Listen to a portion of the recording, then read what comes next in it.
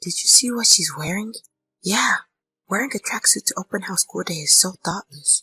I'm guessing both the husband and wife could be unemployed. Poor kid.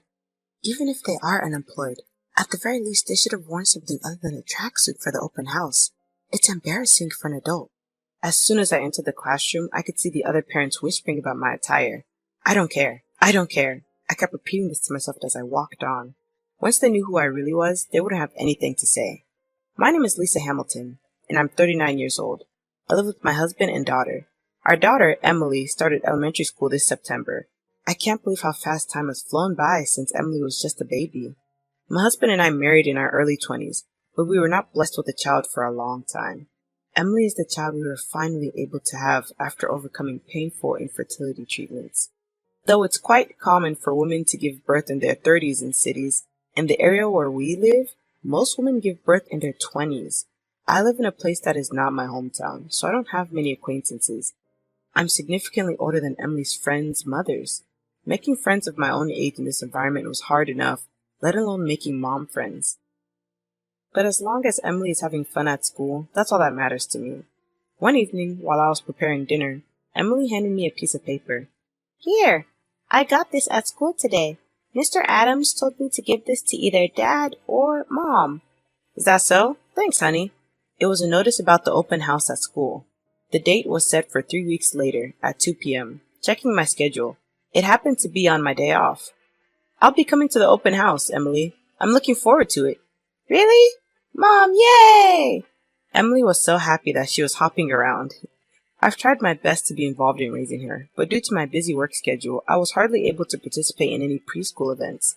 This open house will be the first school event for Emily. I would love to take videos and pictures, even if it's probably against the rules.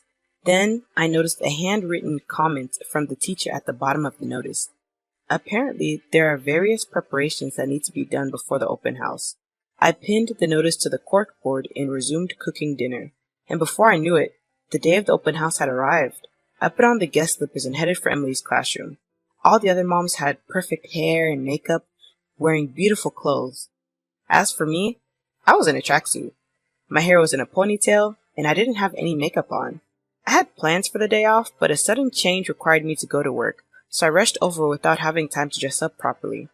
I was more comfortable this way, and considering today's circumstances, it worked out better for me. As I opened the door to the classroom and entered, I made eye contact with Emily. Emily smiled joyfully. The teacher wasn't there yet. As I walked towards a spot where I could see Emily's seat clearly, I could feel the other parents staring at me. Probably it was my attire that was causing this. I don't care, I told myself and moved forward. The classroom walls were adorned with class goals, a list of the school lunch menu, and children's drawings. It was a sight almost identical to what I used to see in elementary school. Parents were conversing with their close friends. Due to the small classroom, I couldn't help but overhear the conversation of Miss Martin and Miss Taylor, who were nearby. I and both of them are members of the PTA. Did you see her clothes? Yeah, wearing a tracksuit on Parent-Teacher Day is absurd. Maybe she's a bum. Or her husband, too. I feel sorry for the kid. Even if she is a bum, she should wear something other than a tracksuit to Parent-Teacher Day. It's embarrassing for a grown adult. Miss Taylor, keep your voice down. She might hear you. Miss Martin, you're too worried. I don't care what a bum thinks about me. I didn't say anything wrong. Although their insults naturally hurt my feelings, I chose to ignore them. If I reacted here and started an argument with them, it would sour the atmosphere in the whole classroom. Above all, I didn't want Emily to see the ugly side of adults. Just a little time left until the start of the class. The class teacher, Mr. Adams, hadn't arrived yet. The bell rang, and the scattered children began to take their seats. Emily, who had been playing with her friends, also took her seat and turned around to wave at me with a smile. Seeing her smile, I felt I could persevere no matter what. At the same time as the chime for the start of class, Mr. Adams appeared. Then Miss Taylor walked through the gap between the children's desks towards Mr. Adams and said, Mr. Adams, do you have a moment before class starts? Miss Taylor, what can I do for you? It's difficult to talk about in the classroom. Can we talk in the hallway? Even though Miss Taylor and Mr. Adams went out to the hallway, their conversation was still clearly audible. Did you see that one of the parents is wearing a tracksuit? She looks like a bum. No, I was preoccupied with preparing for the lesson and just entered the classroom. That's her, standing at the back. Miss Taylor stuck her face out from the hallway, pointed at me, and continued. I understand there's no dress code for Parent-Teacher Day, but any person with common sense wouldn't choose to wear a tracksuit. It seems she has a considerable distaste for me. Mr. Adams, looking in the direction pointed out by Miss Taylor, seemed to have noticed me. Mr. Adams, are you listening to me? At any rate, as a PTA member and personally, I cannot accept a parent coming to Parent-Teacher Day in a tracksuit. Can you tell her to go home? Mr. Adams froze for a moment after looking at me, then turned pale and said, Miss Taylor, she's not a bum. She's a businesswoman with annual sales of $10 million. The words 10 million caused the children to react instantly, and the classroom began to stir. In contrast to the children, the parents remained indifferent. In fact, many of them were smirking. Mr. Adams, the teacher, glanced at me awkwardly. Mr. Adams, isn't there a mistake? The person in the sweatshirt hardly seems like a CEO making $10 million in annual sales. Miss Taylor, please believe me. She's truly a respectable businesswoman. Miss Taylor wouldn't listen and kept firing back her opinions at Mr. Adams. Miss Martin, who had been watching the scene with an anxious look, left for the corridor, probably to back up Miss Taylor. The kids, seeing that the lesson wouldn't start, got up from their seats and began to play. The parents were telling off the kids in place of the teacher. It was a shame that on the precious open class day, time was wasted on such trivial matters. I gathered my courage and called out to the teacher in a loud voice. Mr. Adams? He popped out his surprised face from the corridor and looked at me. If we continue like this, we won't have any time for the lesson. Could you start the lesson for the kids? You're right. My apologies. Miss Taylor, let's talk after the lesson. Miss Taylor seemed unconvinced, but reluctantly returned to the classroom. Everyone, please take your seats. Let's begin the class. My apologies to the parents for making you wait. Now, our class leader Emily, could you lead us in starting the lesson? Finally, the lesson started. You all are expecting me to teach, right? Actually, I won't be giving the lesson today. All the kids cried out in surprise, asking why. Even my daughter Emily looked at the teacher curiously. That's because we have a special guest lecturer. Oh, by guest lecturer, I mean a special teacher. The expressions of the kids and the parents changed to excited ones. Let me introduce our guest lecturer, Miss Hamilton. Miss Hamilton, please come this way. I started walking towards the podium. Seeing the completely surprised face of my daughter Emily, I couldn't help but laugh. From the back, I could hear the parents murmuring. I wrote my name in large letters on the blackboard and began to introduce myself. Hello everyone, I'm Lisa Hamilton, Emily's mom, sitting over there. Anyone seen the gym next to Central Park? I run that gym along with 5 others. Explaining my job to first graders in simple terms was a challenging task. Even though I had prepared beforehand, I ended up using words the kids might not understand. But thanks to their candid reactions, I was able to quickly revise the complex words into simpler ones. I told them that I'm the COO and my husband is the CEO. I spoke about the trainers, sports doctors, and other professionals we've produced from our gyms. Then a kid sitting in the front row asked why I decided to run a gym. My brother used to be a soccer player. He was very good, but he had a serious injury. Immediately the kids asked why. His soccer coach taught him the wrong training methods. Because of that, he broke both his kneecaps. After that, my brother had to quit playing soccer. The kids reacted differently, some expressing sympathy for my brother, some expressing anger at the coach, others inquiring about what a kneecap is. That's why I wanted to give the right knowledge to those aspiring to be coaches. My gym is not just for training, but also for learning. After finishing my introduction, I could finally move on to the main topic. Kids, do you know why I'm wearing a tracksuit? The classroom fell silent, as if it was a scene in a play. I was told to bring the clothes I wear for work by Mr. Adams.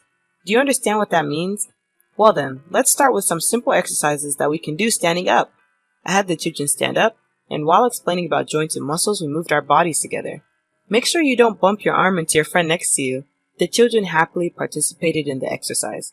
The parents watching from the back observed warmly. Raise your hand if your arms are getting tired.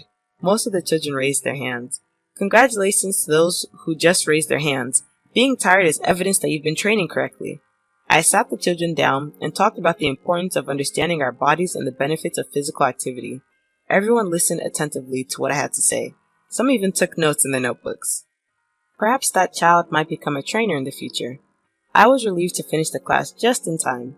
Thank you, Miss Hamilton. Everyone, let's say thanks. Ready, go.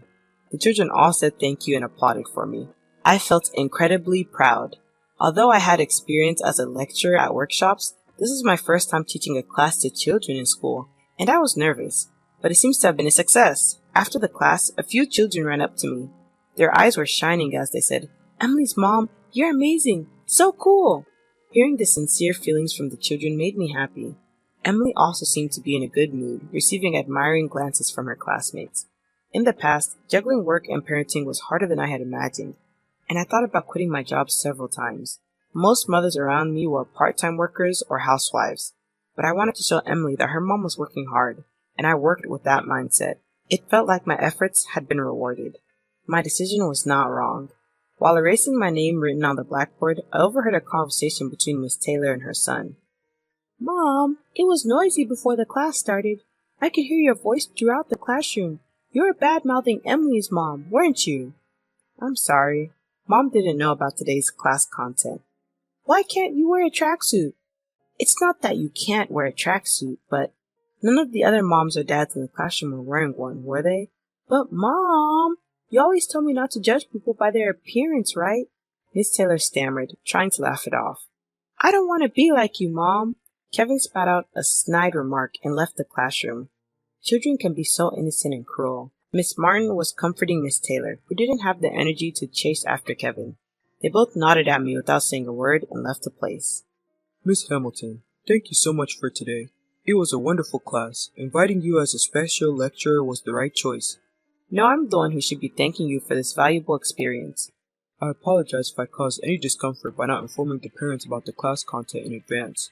Don't worry about it. You've worked hard too, Mr. Adams. It's tough dealing with all kinds of parents. Well, dealing with parents is part of a teacher's job. I had a little chat with Emily and then left the classroom. Near the school gate, a woman approached me. I didn't remember her at all initially, but she turned out to be the mother of a girl in Emily's class, and it seems she had been watching my lecture earlier. She was a bit excited and praised my teaching style. Coincidentally, our homes were close by, so we ended up walking home together. During our conversation, I found a surprising number of things in common with her. Believe it or not, our hobbies, favorite foods, even our hometowns were the same. We quickly hit it off and exchanged contact information before parting ways for the day. When I got home and told Emily about this, it turned out that the kids had been friends even before their moms got to know each other. Since then, our families have become close. We're planning to have a barbecue at her place next week. Apparently, she's inviting other mom friends and their families too. I might be able to make some new mom friends as well. Unable to contain my excitement, I started searching for local craft beers to bring to the barbecue on my computer when Emily tapped me on the shoulder. "What's up?" Emily just smiled without answering. "What? Why are you smiling?" Bashfully, Emily gave me the most precious words. "Mom, you're the best mom ever." "What? Out of the blue like that? But thank you. That makes me so happy." "I love you, Mom." With her little arms, Emily gave me a tight hug. "I love you too, Emily." Holding back tears, I patted Emily's head. Thanks to Emily, I felt recharged. That night, as I thought about the upcoming barbecue next week, I fell asleep savoring the happiness of the day.